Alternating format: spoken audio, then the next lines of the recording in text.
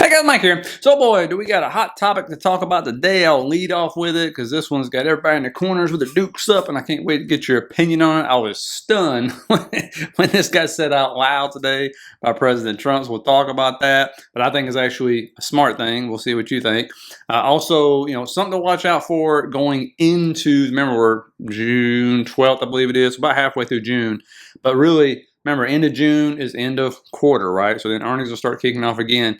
So a couple things to watch out for on that. And then we'll get into some stocks today. Obviously, we got NVIDIA, we got Tesla, SOFI, somebody wanted to cover, MP Materials, huge pump. We'll talk about that one. That one moves on two simple things, as we talked about before. And so without further ado, let's get into this. And I really want to hear your opinion. And let me know if you were shocked that this was actually said out loud. I personally think I figured it'd be done secretly, but, because for those who watch the Saturday videos, guess what? Somebody already asked this question about this topic, and I answered it, and it created a lot of heat in the comments and stuff. And by the way, for those who don't watch Saturday video, you miss out.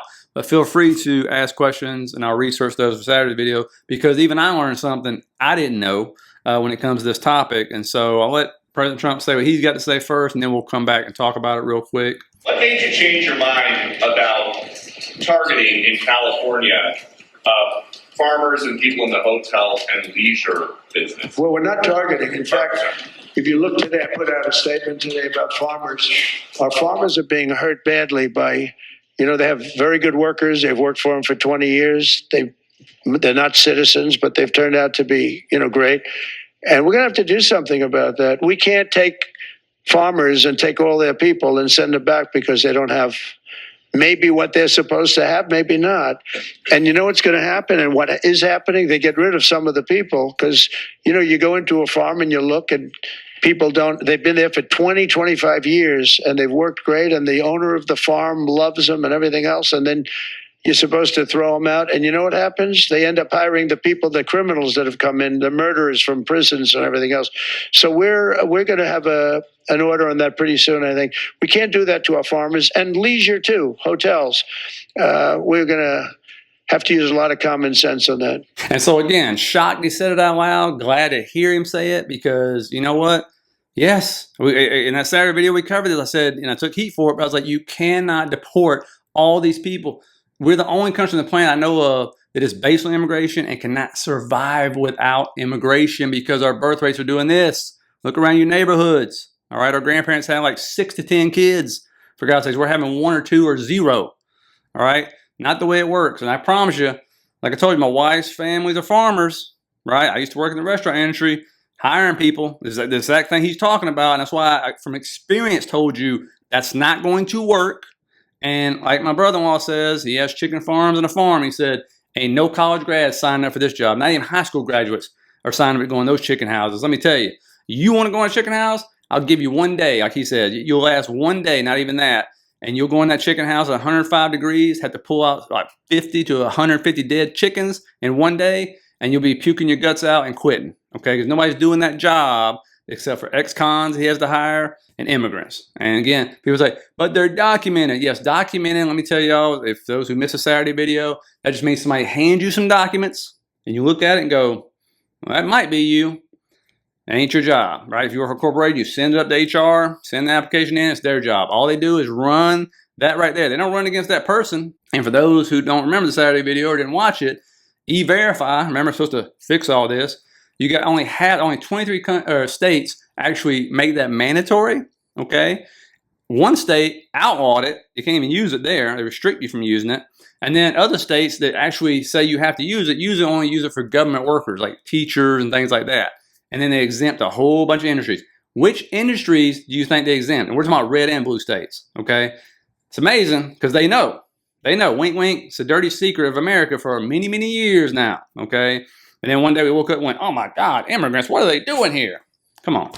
But yes, this country cannot survive without immigration. Farms can't. The service industry certainly can't. And the thing is, the argument about, oh, they take our jobs. Sure, sometimes that happens, but there's not enough Americans. If we deported every illegal person here, we're talking about millions of people, by the way. You saw them at Home Depot. They were deporting somebody from Home Depot yesterday. There's another video of the restaurant the other day taking this lady out. There is not enough Americans to take those jobs. I showed you the manufacturing jobs that are open. Still can't find qualified people for those either. You know, but they were talking about the service industry jobs, the jobs that people may think they want, they don't want. They ain't going in that field, okay, and picking nothing. And so that right there, you know, like I said, I'm glad to hear him say. I can go on a tangent for like 2 hours on the subject, by the way. And I can't wait to see the comments. I know there's people, as I saw comments in that video from Fox right there, and they were heated, boy. They were, I didn't vote for this because they want it all burned down. They want every single legal out. And people were saying, well, man, all these years they didn't try to get legal. There's no way. You can't. You came here legally. That's like committing, like going to rob a convenience store 10 years later, going into the police station and say, hey, by the way, I robbed that convenience store 10 years ago. Well, unless there's a statute of limitation, guess what? They're going to put handcuffs on you. You're going to jail. So for those folks, they're going to get deported. That's what's happening now. Okay, they've been here for decades upon decades, right? I know a guy, well, I'm going to say I know a guy, but my father-in-law does, you know, wink, wink. You know, he knows for a fact he's been here like 50 years illegally, but he's been working on the farms. Great worker. Everybody loves him. You know, but there's no way for him to get legal. The system is broken. And because why? We allow our politicians to run off this topic and turn us against each other, make us all mad and spew lies on both sides and all this crazy mess, but they won't fix the system. And so there's a way to fix the system. So I'm glad he said it. And I'm sure, trust me, because they were taking heat from the farmers and all the people in the service industry going, hey, got to do something here. And so hopefully they'll fix the system. But think about this. Just yesterday, a senator stood up on the floor and tried to get the DREAM Act, I believe it's called, passed. For those who don't remember, the Dreamers, the DACA kids who were brought here by their parents, they still don't have a path to citizenship. That bill has been out there for like, I don't know, 13 to 15 years, and they still have not got that thing passed. I mean, so if they don't have a path to citizenship, and they're actually tracked every year, they have to like report in, you know, and have background checks around all that stuff. If they can't get it, do you think these other folks are? No. And so, you know, so if you want to do anything, write your senator, representative, go to those town halls and say, hey, what's your plan to get this immigration system fixed where people ain't got to wait like 5 to 10 years to try to get in or something like that? You know, that's all I'm saying. So let me know what you think about it. Again, it's a fun topic to talk about. And yes, that does have to do with Wall Street and the market and everything else, because a lot of these companies, for those who don't know, are publicly traded companies. And so that's what he's responding to. So we'll see. Can't wait to hear the earnings calls, by the way, if that actually comes up. But anyway, now some things to look out for as we come up, when we get through June, come to the end of June and the ends and stuff that we never really talk about until we get there. But I want to cover it now. And it's this right here. Remember, June ends the second quarter. Well, what's been happening? The dollar's been going down. It's been weak. Okay, we talked about this. What is that going to help? All the heaviest weighted stocks on the indexes, okay, because why? They get mostly, some of them, more than half the revenue from outside the United States. So as they bring the money back in, weak dollar makes it better for them, the conversion. So that will help them, okay? Just keep that in mind. And when you look over here at the dollar, you can see what I'm talking about. And don't forget, remember, everybody was surprised by first quarter. Oh, first quarter, way better than people thought, right? Well, now these heavyweights should look even better in this instance because the dollar dropped even more in the second quarter than it did the first quarter. And so keep that in mind.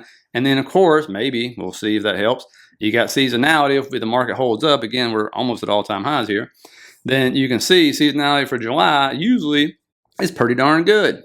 All right, that's just, and I went back and actually looked at this on the charts, and it's not bad. It's usually mid to end July going into, as you can see there, September, all the way to September, where it can get pretty dang rough. Okay, so keep that in mind. Now remember, of course, again, we got June OPEX coming up. It's going to tell us a lot how everybody's positioned and everything. But I just want to show that to you now. Okay, not until we get there. Now another one. What's been helping CPI? Oil. Oil has been down, as we learned the hard way, because I didn't know that. When inflation went up, because I never fought inflation in my life, oil was a huge problem because it affects everything. Well, it's been in the tank. Now, it just closed above its 200 moving average right here. And a lot of times when that happens, you'll see a pop in oil. I'm not saying it's going to go crazy or anything else. Just saying watch out if this starts to run back up. Because remember, we've been getting these CPI reports lower and lower. And you can see on this chart, a lot of times when it hits that 200, it rejects. Now it's closed just above it. Let's see if it starts to move up into the 70s, mid-70s. And a lot of people buying calls on this.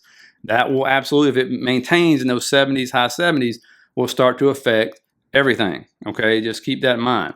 Now, looking at the equal weight ETFs, then we're going to get an IWM real quick. You can see still at resistance, still not making it through on the QQEW right now. You can see RSP right there. It's at resistance as well. So this either means we're fixing to get a nice push through after tapping on the ceiling there, or finally maybe start to cool off a little bit, come down, maybe consolidate a little bit more right here. Again, we'll draw a trend line right here. This is kind of just following this trend line, as you can see. So we might get some more consolidation, okay, until we get an OPEX, or it might just explode right through because both of them are at that resistance, just tapping on it, okay. IWM, we talked about, we'll probably get a pullback. So we talked about the breadth yesterday, right? It was 80-some% of stocks above their 50-day moving average. That level usually means you get some kind of pullback. Doesn't have to be big, like I talked about. Anywhere from 2 to 5%, whatever. But again, hit that 200 at the same time. So no surprise, it was red today. It actually did recover a lot better than I thought it would. It was down almost 1% this morning, and then kind of recovered back to 0.25, down to a half. So we'll see, because it's on this trend line. If it breaks the trend line, 210.56. There's also a gap right below that, I believe, down to like 208 or something like that, which would give you that 3-4% pullback. And then, of course, we could continue higher from there. There it is right there. And so keep that in mind if this continues to happen. A lot of people have been, piling the calls on this one, pushing this one up because it's such a big laggard. And so, again, we'll see if money rotates out of this, goes somewhere else, or we get this bounce now, either here or at around the 208 to 210 level. So, and also that would give us right there a discount as well. I like my discounts. Now, Tesla, up at that golden pocket, that's where we got rejected right there, as you can see. This is a daily, so it came down a day, red on the day, mitigated what we talked about. Some of these fair value gaps below. If we get into a discount, that'll be around 308.65 is where it would start. It can go as low as probably 300. So just keep that in mind right there when it comes to Tesla. That gap is filled. It has touched up into that golden pocket area, touched up into that daily fair value gap, which I think is actually a weekly as well. And so this one can still have room to the downside. And again, we'll wait on to see what Trump or Elon or whoever tweet out and stuff. But no surprise, because it actually does coincide with the delay of the robo-taxis. So no big surprise there. So watch anywhere from 298, 310, somewhere in there. If this wants to continue down, and maybe it even forms like a bullish flag right there, or a falling wedge or something like that. So we'll look at that one. Another thing that could hurt it, if it does continue to fall, look over at NVIDIA, because remember, it used to, these two could not run together. And you can see this one right here is grinding up as it's been going sideways, consolidating. And I'll tell you, right at the close, I believe somebody bought like $18 million in call options expiring in 2 weeks. So somebody's expecting something, that's for sure. Again, you'll have that trend line right there if it comes up as resistance. If we push up again tomorrow, and if we come over, we'll actually move one of these lines right here, because of that trend line and horizontal resistance, what it's going to come up to around like 148.60 if I'm not mistaken. So we'll move that right there. We'll put another line to all-time highs. So we'll see what happens when we get there, if we decide to move up again tomorrow. And with everything coming into resistance, obviously no surprise if we consolidate, no surprise if we pull back. Also, no surprise with it seems like these hedge funds are chasing stuff if they push us right through this resistance and we continue to go. What I really want to look forward to see if there's any kind of rotation here, right? You got Microsoft going crazy, another new all-time high. Like every day it says a new all-time high, it seems like, for the last like week. But you see this one, and that gap up, that is not normal, right? But what has been happening? You're seeing Microsoft push up, Meta's pushing up, Netflix is kind of doing this thing right there. Apple's not. That's for sure. I just talked to members about that. And so, you see how it retested, came up and retested that all-time high and held. So as long as that holds, this is good to go. But what does the market love? It loves laggards and other kind of stocks, right? So Tesla's been moving really well. NVIDIA is sitting so close to all-time highs, consolidating. So see if some people start taking profits on Microsoft, moving it into NVIDIA, maybe moving it into Apple. You see crowd right here, closes the gap. Now what's next? Is it finally going to breach the 490, which is going to be a new all-time high for it? And if it did, obviously if it does, look for it to break above, hit that fib, come down, retest the previous all-time high again like it did before, and then bounce. Of course, this is a very popular stock. Again, one of my favorites. And this is another one that's just following this trend line up, just bouncing, bouncing, bouncing, bouncing. If that does break, it's going to come down to 456 once again. And speaking of semiconductors, you can see this one right here, closed above this trend line right here today. Still right at the top of that resistance for SMH, because obviously semiconductors have been on a roll. If it does come back down, look right here at that daily fair value gap. There's part of it left for liquidity, come down and pull. I believe it's like 258, 259 right there is where you can look. Obviously, break above all-time highs are just right around the corner. I mean, right there. But it would take NVIDIA, Avgo, which is still doing okay. The other ones we talked about were all at this resistance level, right? Trying to push through and push through and push through. So we're going to see if the market is going to allow them to do that or not. And if NVIDIA goes to all-time highs, I mean, SMH is going to all-time highs. You can bet money on that. Now, MP, which somebody had asked me about, this one was coming down. Remember, it drops on China news when it comes to any kind of rare earth minerals. It pops on Trump news when it comes to rare earth minerals. So that is a China drop. That is a Trump pump. Okay, and you can see it right there at 335. Massive move, like 14% up because they're going to sign something and they get funding and all this fun stuff. And so again, that's the way this one moves, and nothing about fundamentals about this thing whatsoever. So if China comes out once again and says, yes, we're going to do rare earth minerals, and because remember, they put a 6-month cap on or time restriction on how long we can get there. That way, if we try to put more restrictions on, they can cut us off again. So if China for some reason cuts us off, MP should pump, right? But usually when China comes and says, no, you can have as much as you want, MP goes down. And so, again, they're supposed to be getting funded from the government. It's supposed to be like a national security thing, which I agree with, by the way. I always have. And so that's a good thing. So we'll see if this continues to move up or not. It was a big, big, big move today. This is a SPAC, SPAC. And so this one is nowhere near all-time high. It used to be a $60 stock. And so it's been a hot mess. But you can see where our resistance is going to be. Like it's going to start around 31. Through like 34. If it gets through that though, and there's really no resistance, okay? But you got to get through that first. Again, support, you can clearly see where support is, around like 24. And so that's where I think it bounced today, if I'm not mistaken, that's where it was at. So that's MP. Somebody was asking about SOFI. This one right here, you can see clearly a rounding bottom, another rounding bottom. And maybe you get a handle on this or not, but it's in this gap right now. So, it's moved up nicely. You can see the target, if it keeps going up, probably 1608 to 1640 right there. If we get above 1643, then we'll go to 1813. Will be the target up that way. And this move up's been nice. Remember we talked about this? We needed to pull back. We got it. And every time it comes to a discount, it bounced. Okay, it came from there, got a bounce. Again, you can see it was in a weekly fair value gap over to the right here. That's why we got the bounce, what we were calling for. And that is what we got. And if we move the fib over, you can see the exact same thing happen, right? Moved up to the top of that little box right there, came back down, gave us a nice discount, bounced perfectly off the 0.79 fib, and has moved up nicely ever since. So if we get a pull back down, just pull your fib, see where your discount is. Again, this isn't a high flyer type of stock or whatever, but if we do continue this move up, just be watching out for 1643, 1813. Okay, that's your 2 levels up. If we move down, probably around 1350 is what to look for on a pullback on this one, depending on how deep the pullback is, obviously. But it is setting higher highs right now, so that's a good thing. There is on the 1 hour right there a gap, fair value gap, so that'll be a nice one to hold a support and get a nice bounce there. So that would not surprise me one bit.